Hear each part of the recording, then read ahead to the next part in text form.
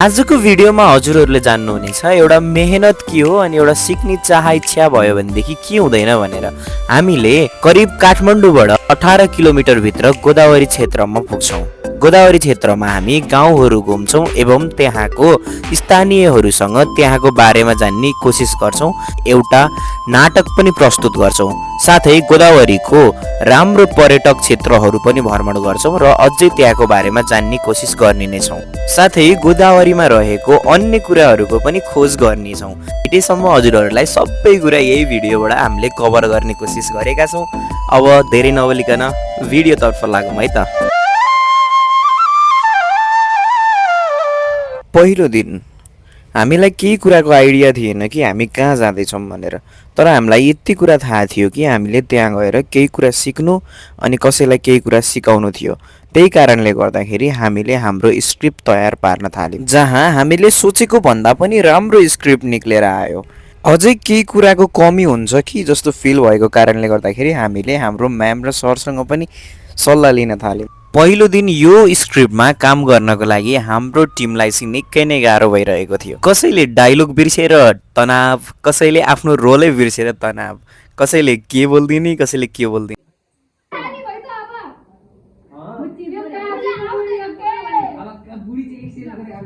सायद भोकको कारणले गर्दाखेरि डे 1मा सबैजना थकित हुन थाले।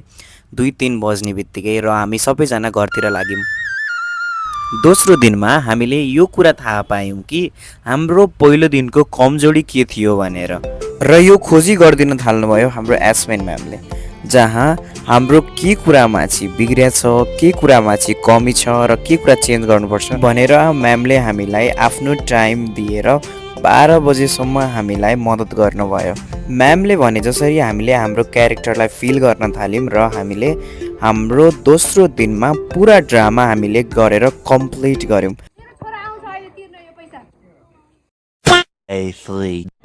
आज हाम्रो ड्रामा प्र्याक्टिसको डे 3 हो होइन। अब प्र्याक्टिस भन्दा नि आज चाहिँ फिल्डमै गएर देखाउनुपर्छ। अनि सो हामी चाहिँ सबैजना प्रायः जस्तो चाहिँ आइसकेका छौँ। त्यसको एकछिनपछि हामीले कलेजबाट रुल्स एन्ड रेगुलेसनको बारेमा केही कुरा सिक्यौँ। त्यहाँ गएर गर्नुहुने काम अनि गर्नु नहुने कामहरू पनि सिक्यौँ र हामी लाग्यौँ।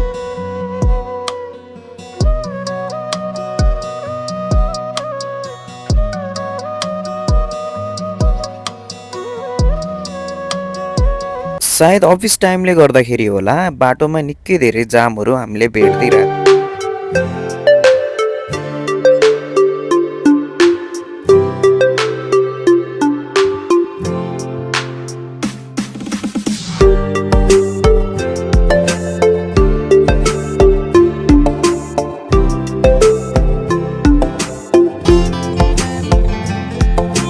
हामीले बाटोमा जे पनि देखिरहेछौँ हामीले सबै हाम्रो क्यामेरामा कैद गर्दै गइरहेका थियौँ र हामी यसरी नै रमाइलो गर्दै अगाडि बढिरहेको थियो हाम्रो यात्रा।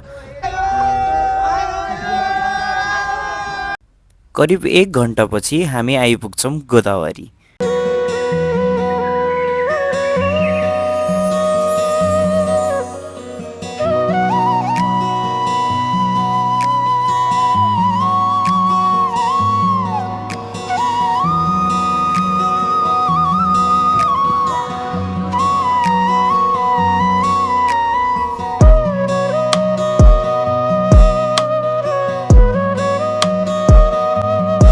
सरले हामीलाई यहाँबाट केही जानकारी दिनुहुन्छ कि यहाँ तलतिर यस्तो छ, तिमीहरू यति किलोमिटरसँग जान पाउँछौ र यतिसम्म मात्र तिमीहरूको टाइम छ है भनेर चाहिँ सरले तोकिदिनुहुन्छ र हामी लाग्छौँ हाम्रो यात्रातिर। सो गाइज अहिले चाहिँ हामी हाल गोदावरी आइपुगिसकेका छौँ। अनि गाइज तपाईँहरूले हेर्न सक्नुहुन्छ यहाँनिरको अवस्था चाहिँ यस्तो छ, किनकि यो अब तपाईँको सहरको नजिकै भए पनि यो क्षेत्रमा चाहिँ लाइक यस्तै यो कटेजहरू बनाएर बस्ने अनि त्यसपछि अब एज अ सुकुम्बासी टाइपको हुनुहुन्छ होइन।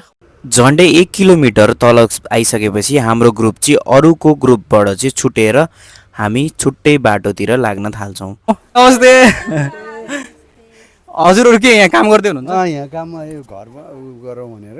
हजुर यहाँ हजुरकै घर कि? मेरै हो। अब भनौँ बसेको पहिलेदेखि नै हो भनौँ न। अनि यतातिर चाहिँ छुवाछुत त्यस्तो केही समस्याहरू पहिलेदेखि छ कि? कोही ठाउँमा अझै यो समस्या छ पहिले धनीमानीले नि बनाएको हो। हजुर अब हामीलाई चाहिँ अब भनौँ गरिबहरूलाई चाहिँ यताउति अब भनौँ कामको कामीलाई अब कामिनी भनेर उ गरेर चाहिँ छुछुर र धुधुर गरे होइन।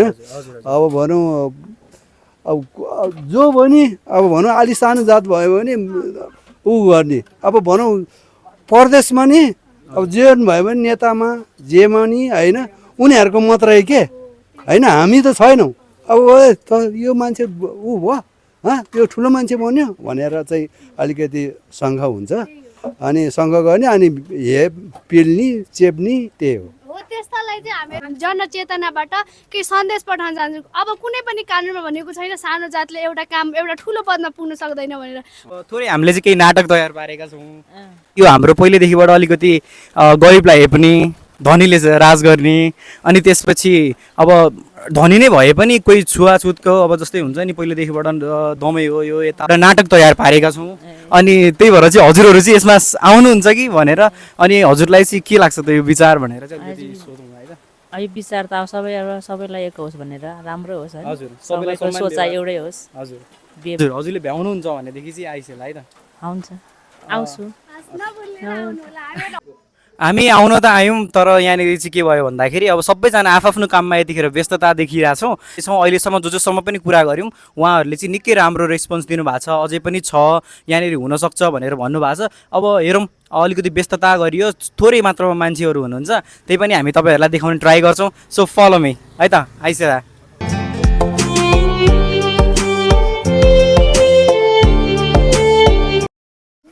हजुरको शुभ नाम हजुरको नाम हजुर बेमला विश्वकर्मा विमला विश्वकर्मा हो। ओहो कति राम्रो नाम रहेछ त हजुरको। हजुर हो हजुर हजुर मेरो नाम त सेम रहेछ। उनको नाम पनि विमला।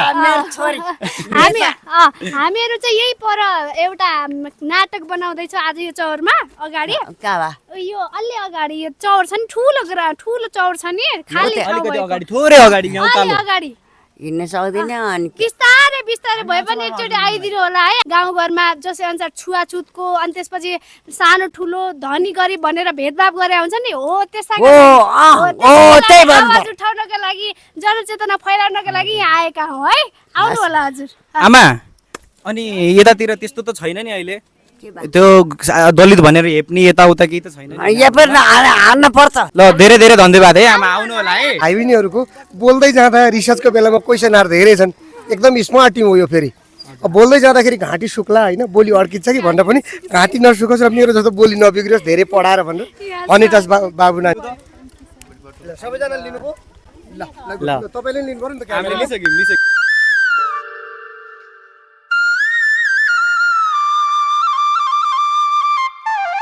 सुनिसु न यो गाउँ यति रमाइलो छ हजुर। यहाँ चाहिँ बसोबास चाहिँ कतिजनाले कतिवटा घरधुरी छन् यहाँनिर कति चाहिँ अलिकति धेरै कुन जात चाहिँ अलिकति धेरै बस्छन् यहाँ क्षेत्री अनि कामी दमाई पनि छन् सार्की पनि छन् उतापट्टि छन्। हजुर अनि सुनिस न अर्को कुरा भनेको चाहिँ यहाँ चाहिँ अलिकति पशुपालन पनि गरेको देखियो। कोही घरमा छ कोहीमा छैन। अहिले पहिला जस्तो गाई पाल्ने चल्ती छैन। पहिला के गाई पालिन्थ्यो कि भैँसी पालिन्थ्यो? यहाँ त गाई नै पाल्थ्यो। हजुर गाई नै पालिन्थ्यो है।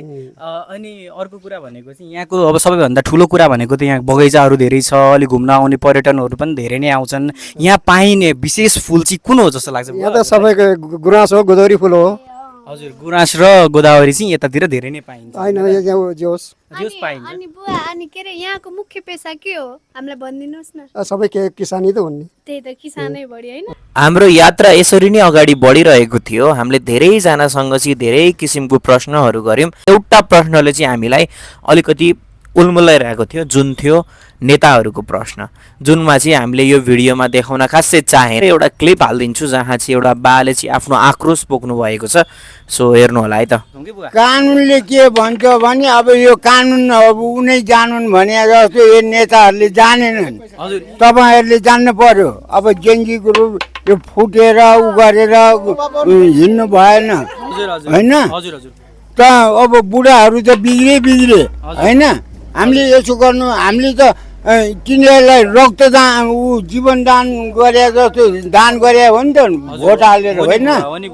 अनि उनीहरूले त अब म हजुरबाउ भएँ भने तिमीहरूले सबैले हेर्नु पर्यो नि होइन त्यही भएर चाहिँ परिवर्तन चाहिँ चाहिएको छ देशमा परिवर्तन चाहिएको छ तपाईँहरू जेएनजीहरू मिलेर चाहिँ जानु पर्यो त्यो बुढा नेताहरूको जस्तो उसलाई दोष लाउने गर्नुभयो अब त्यही नै हो हाम्रो भनेको चाहिँ अब कसैलाई पनि भेदभाव नहोस् कुनै जातिलाई पनि भेदभाव नगर्नु सबै मान्छे हो गर्नु हुँदैन हजुर यो मान्छे भनेको भगवानले चाहिँ नि सबै जनावर वस्तु सबैले हेर्नु भनेर मान्छे बनाएको हजुर बुवा यहाँ त नेताहरूले ऊ यो पार्टी ऊ पार्टी यो दल ऊ दल घरतिर चल भने जस्तो कुरो गरे होइन धेरै राम्रो हजुर अब हाम्रो त उमेर गएको हजुर तपाईँहरू चाहिँ नि मिलेर जानु होला मेरो यति शुभकामना छ है हजुर बुवा है बुबाको साह्रै मिठो कुराले मन छोयो र बुबाले पनि थोरै आँखामा आँसु निकाल्नु भयो। त्यही भएको कारणले गर्दाखेरि चाहिँ हामीले चाहिँ यहीँ नै रोक्न चाह्यौँ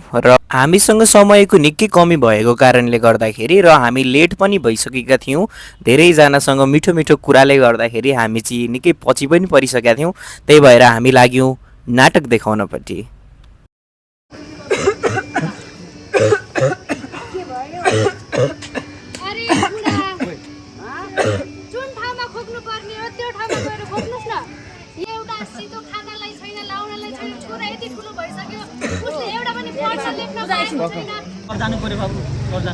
तपाईँको त उपचारको लागि ल्याउनु भएको पैसा हो अनि मलाई पढाएर तपाईँको उपचार चाहिँ कसरी गर्नुहुन्छ बा के भयो बा आमा हेर्नु न बालाई के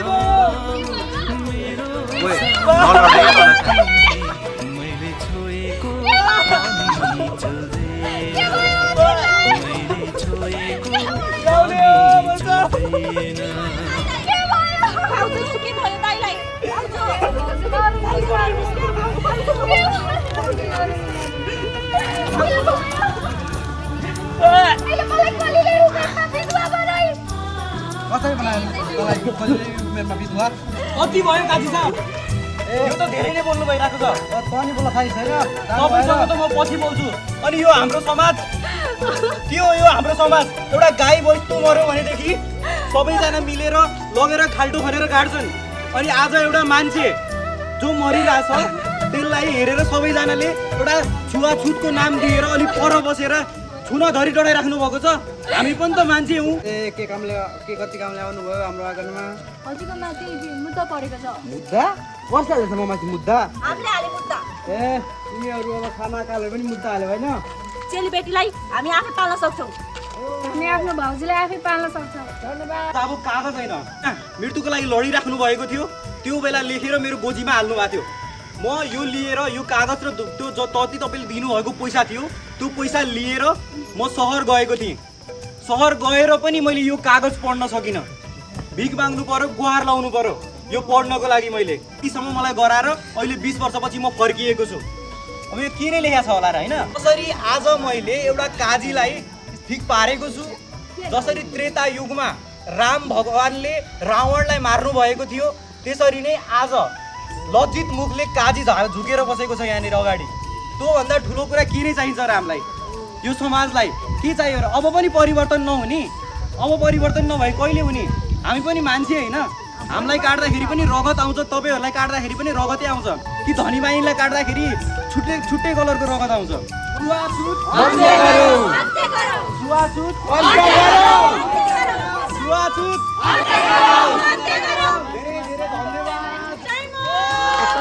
हामी लास्टमा यति भन्न चाहन्छौँ कि हामीले यो नाटकलाई कम्पिटिसनको रूपमा लिएका थिएनौँ। हामीले कसैलाई केही कुरा सिकाउने अनि आफूले पनि केही कुरा सिक्ने भनेर चाहिँ पहिलेदेखिबाट हाम्रो सोच भएको कारणले गर्दाखेरि आशा छ हामीले यो प्रोग्राम अनि यो नाटकलाई राम्रो गऱ्यौँ। सोचेको भन्दा पनि निकै राम्रो भयो। धेरै धेरै धन्यवाद सगरमाथा कलेज अनि हाम्रो सारथी क्लबलाई।